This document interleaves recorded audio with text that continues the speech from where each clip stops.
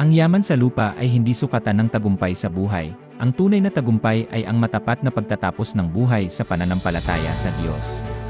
Nasusulat sa Lucas 12:15, "Mag-ingat kayo sa lahat ng uri ng kasakiman, sapagkat ang buhay ng tao ay hindi nasusukat sa dami ng kanyang kayamanan." Nasusulat sa Marcos 8:36, "Sapagkat ano ba ang mapapala ng isang tao, makamtan man niya ang buong daigdig, ngunit mapapahamak naman ang kanyang sarili."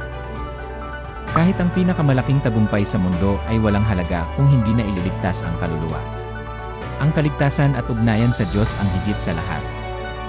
Para kay Apostol Pablo, ang tunay na tagumpay ay ang matapat na pagtatapos ng buhay sa pananampalataya, hindi ang dami ng naipundar sa mundo.